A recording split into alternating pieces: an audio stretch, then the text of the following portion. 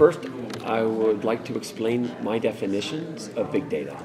Okay. And many words have multiple definitions. Yeah. So in my head, I have two definitions for big data.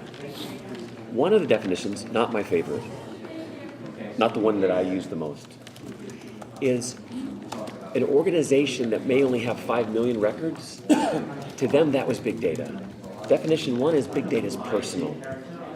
If somebody thought that 50 million rows was a lot of data, 50 million. Today, there's tools that help them take advantage of it when yesterday they couldn't. So that's big data is personal. Because what's big for me might not be big for you. It's really, Yeah. It's relative. And now, they thought they couldn't do anything with big data. They're big data, but now they can. But there's a different definition of big data that's the one that I am captivated by. There's something that's really interesting that happens when you get enough data together. Data does not become your enemy, it becomes your friend. If you just had a pile of puzzle pieces in this room and it just kept filling up with puzzle pieces, not in order, but just a pile of puzzle pieces, data would be your enemy. You would be overwhelmed, you would be drowning in it. But if you could take those puzzle pieces that were filling this room and get them to a table to see where they fit, you would realize that the more data you had, the bigger the data, the more clear the picture. Something magical starts to happen when you get data in context, meaning puzzle pieces, not puzzle pieces, puzzles.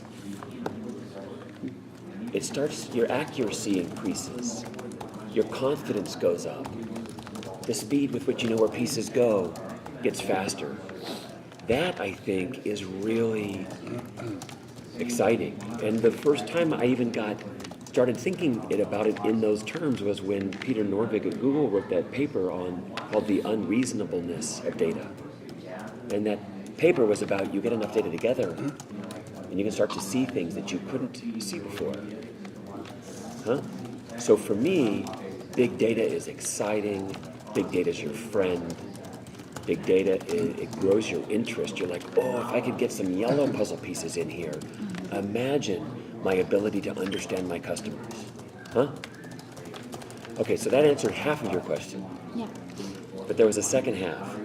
The future. I think today when people hear the term big data, 9 out of 10 times they're thinking batch. A big pile of data, and then they do batch processing with Hadoop and MapReduce against it. I think that's a mistake. I think there's a whole bunch of things in big data that you can only do in batch. It's like when you're at home at the end of the day sitting on the couch and you're just thinking about what you know. That's a special type of analytics, and it's a batch analytics, and it's important. But I see organizations using that for things that really could be done in real time. So for me, there's a class of big data that says making sense of big data now. And I have a couple points of view on this. One is, as soon as you have a batch process that produces a really smart answer at the end of every week, how long do you think it takes before somebody goes, why did I have to wait to the end of the week? They left my web page. I already gave them the loan. I shouldn't have hired them. They've already missed the opportunity. So as soon as the world starts producing really great answers in batch, it's not long before somebody says, how come I can't get the answer when the transaction's happening? There'll be some things that you still have to do in batch. But every time now that somebody says, this is what I want to accomplish with a bunch of data, I ask, can that be done in real time? And if it can be done in real time, then you design it for real time. And if it can't be done in real time, then you do it in batch. If you do real-time systems in batch, they never grow up to be real time. I want to blog about this someday when I figure it out, but I haven't figured this out yet. Why is it that you can't take a batch system, something that's designed to do things in batches, and make it real time, streaming? They're not efficient that way. But a streaming system, a system that does data in real time, can do batches easy. We are all streaming engines. We're making sense of what's happening right now, responding right now. We do batches. When you read a book, that's a batch. You choose where to put your straw in. Your straw is your eyeball, huh? And you start slurping it up, huh? You go, I'm going to read chapter 1 first. So streaming engines can do batch, and batch engines can't stream. So when I think about big data and the future of analytics, I think part of the equation is going to be real-time streaming and what I call sense-making now, sense and respond. And I think that's going to be tightly coupled with part 2, which is reflecting what one has learned and having a feedback loop to say if you ever see, maybe when you're discovering patterns in batch, it is revealed that if A happens, then B, then C, then the customers leave. 92% of the time the customers leave. If A, B, C happen, then within 3 weeks, 90% of the customers leave. As soon as you discover that, you'd want to tell a real-time streaming system, the moment you see A, B, C, then you'd want to try to change the future. Huh? Maybe you would have somebody call them if they were an important customer. Maybe you would, whatever, right? So in the batch systems where you make discoveries, you would want to promote things that you've learned so you can change outcomes. Huh? Now I think I've answered. I'm hoping. I'm feeling pretty good about how I answered your question. Are you feeling satisfied? Good. Okay, now we'll pass it around. When you discovered this, this algorithm to bring this context system, you discover it doing mathematics, or you just have an intuition and you discover some method? No math. Was a method that you create? Of course, what was your insight to do that? Yeah, so if I said, I think you're asking me how, then especially if it doesn't use math, then how? When you put a puzzle together, are you using math? When you put puzzle together, when you put a puzzle together at home. No. What you're doing, and I've seen this now, I'm going to take you through the process because I want to really bring it alive. Mm-hmm. You take a puzzle piece out of the box, and it has some black on it. But you look at all the puzzle pieces, and they all have black on it. Do you try it on every piece? No. You take the puzzle piece out of the box, and you look for discriminating features, some features that are unique. You find a thumb on the puzzle. It's got some yellow and red. Like, Now you look across the board, and you notice it's not filled with yellow and red, but there's a few pieces over here and 2 over there that have yellow and red. This process is about how do you find candidates? Because there's not enough time to take the puzzle piece against every piece. Okay, yes. Okay, now I'm going to tell the same story about data. A new piece of data shows up. We'll use a bank. When you go to the bank and get an account, you disclose your name, your address, your date of birth, and maybe 1 government document. Okay? Those are the features. If the name is Mark Smith, that's no different than having some black on it and looking at the puzzle and going, there's 10,000 Mark Smiths. It's not discriminating, so you don't use that. So then you look at the address.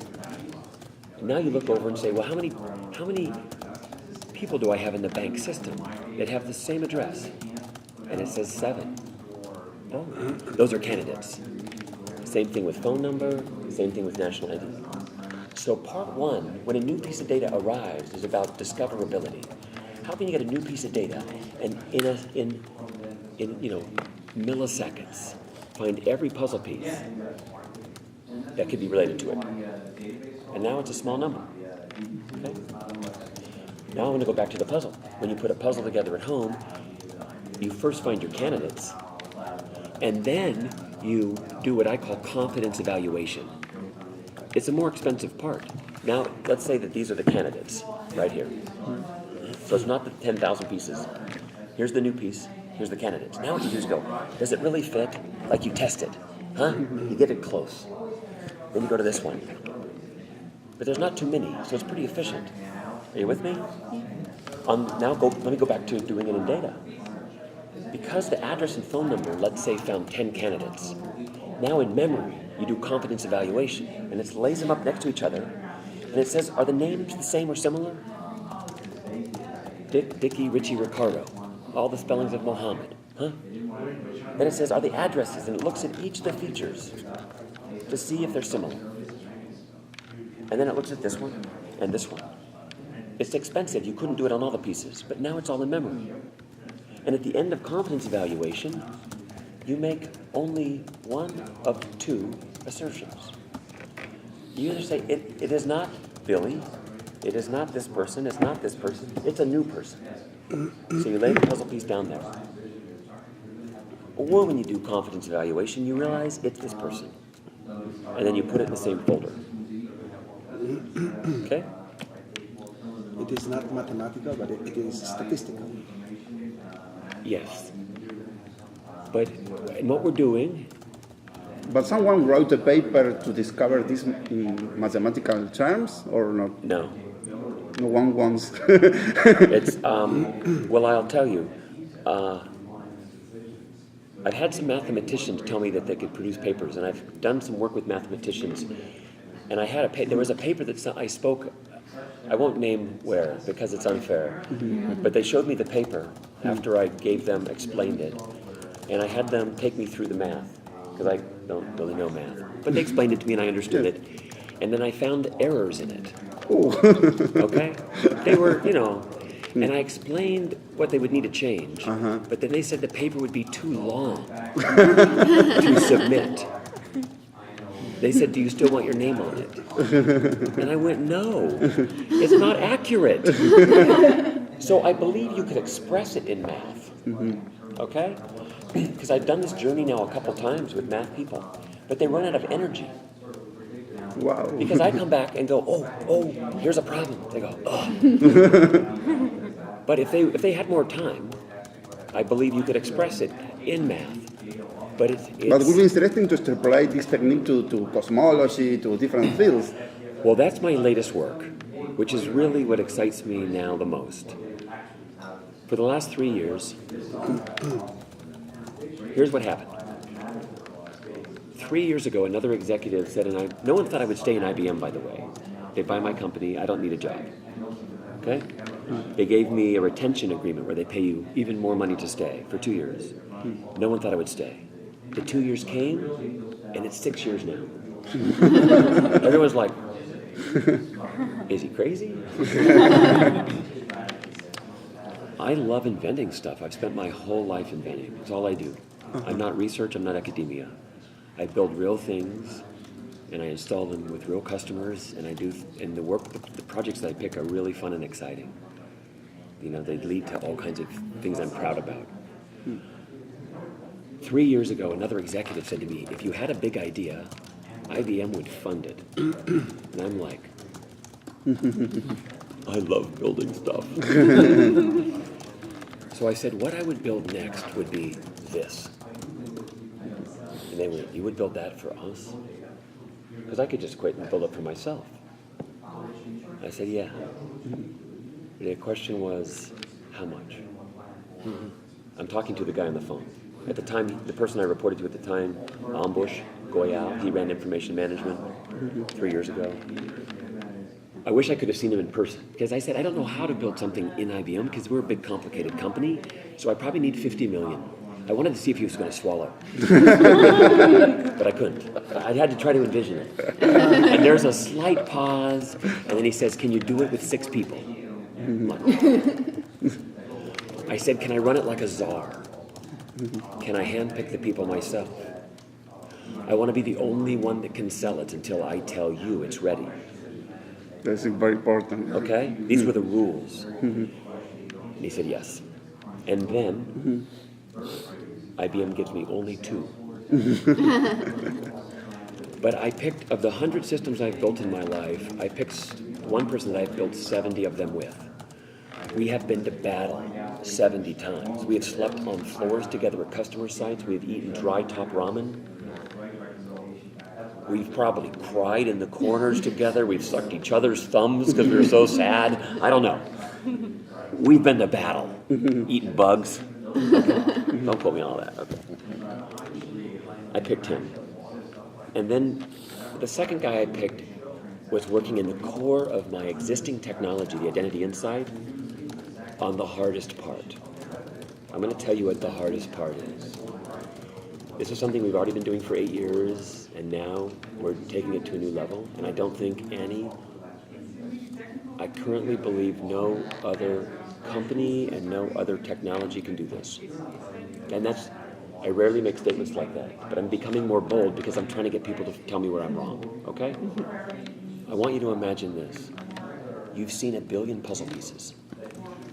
And with every puzzle piece, you figure out where it belongs on the puzzle. You've made 1 billion decisions about 1 billion pieces. But now you get piece 1,000,000,001.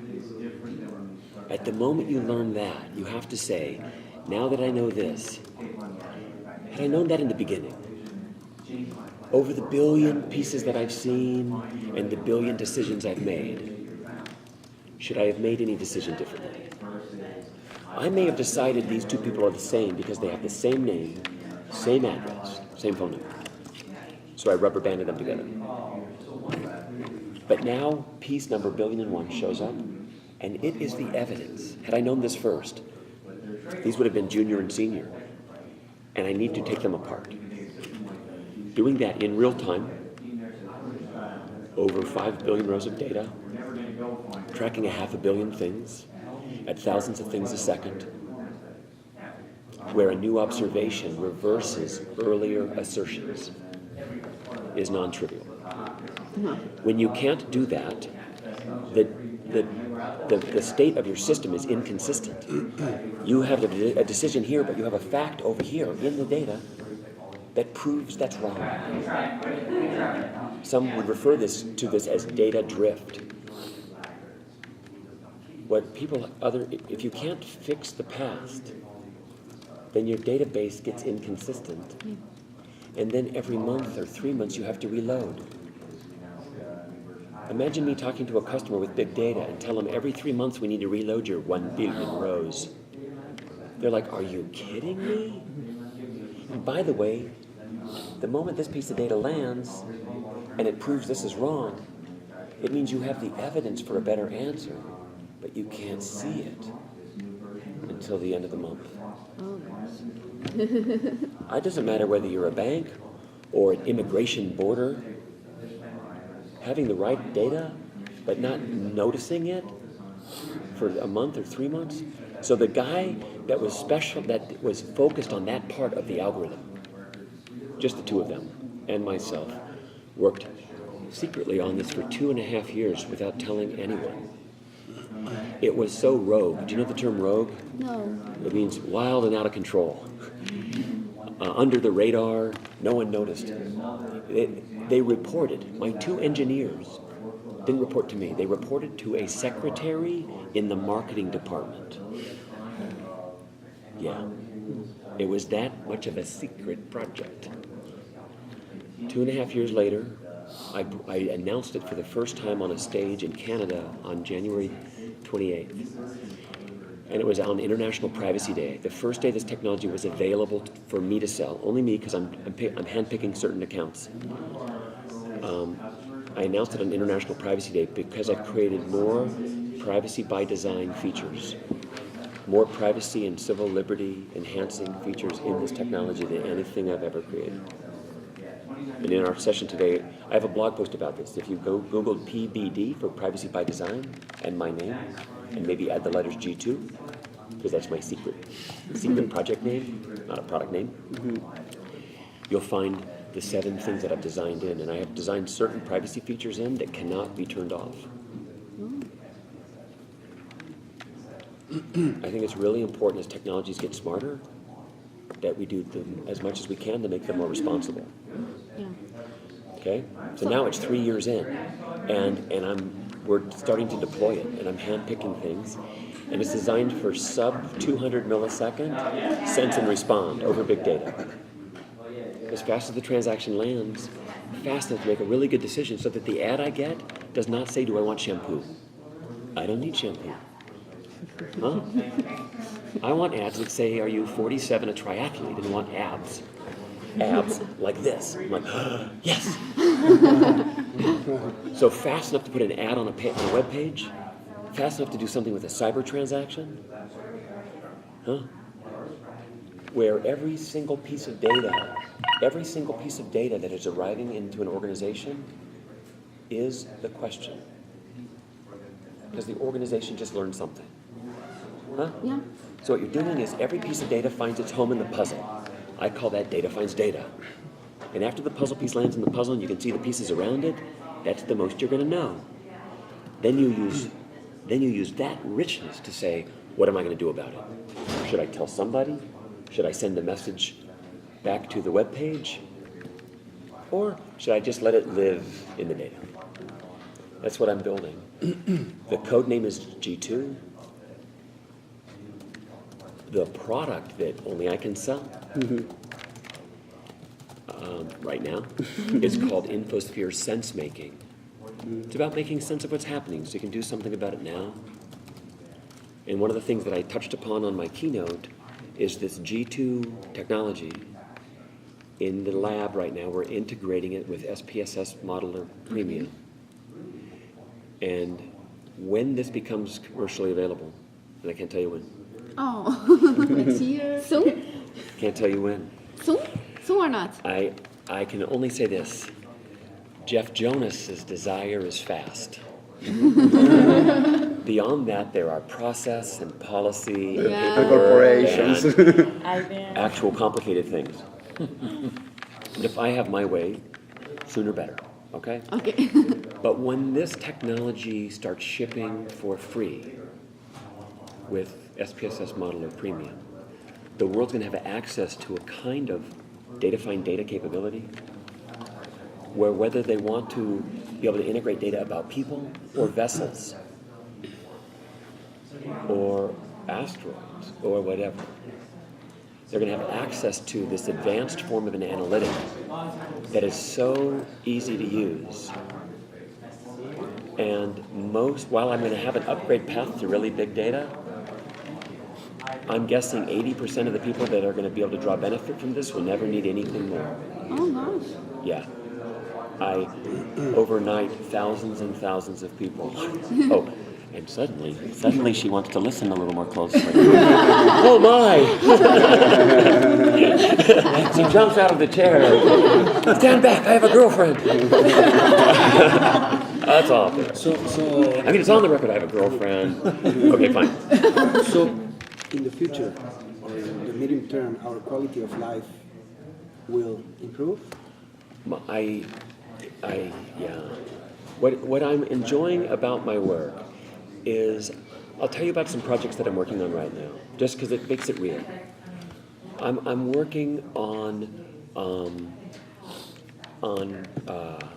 maritime awareness to help work on the challenges when you have an area in the world where an enormous percentage of the world's commodities and oil travels through.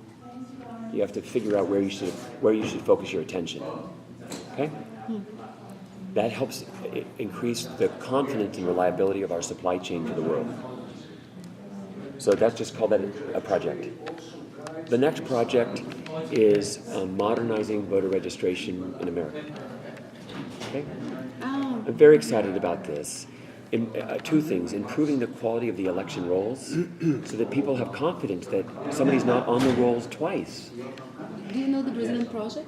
I guess so. No, I don't know. We have a very digitalized elections in Brazil. Yeah. With how can I say? Machines, like machines, computers, yeah. and Yeah. next year we'll use biometrics Yep. in order to vote, and we have the results in hours. Yeah. It's very Oh, fast. yeah. See, that's great. For a few decades in the United States, there have been goals to improve our registration process, whether it's legitimate to vote or not. But it's been stuck. And one of the things that I've done with my new G2 is it's able to allow you to bring data together that is both human readable, like my name and address, and anonymized. my date of birth, but not human readable, and my social security number, not human readable. And it allows you to put the puzzle together over data that is human readable and non-human readable, called selective anonymization. You can choose exactly which features you want to make non-human readable and move the bar, and it allows you to collect data and make better predictions around elections without risking the loss of more data. It's one of my privacy features. So it's exciting for me to maybe help protect shipping lanes and with the same algorithms and the same database schema and almost the same configuration. Help modernize voter registration. Huh? And beyond that, then I see, you're going down. We shook on it. I had to do that. And all the analysts from Brazil are recording this. It's true. Speaking about the future, Yeah.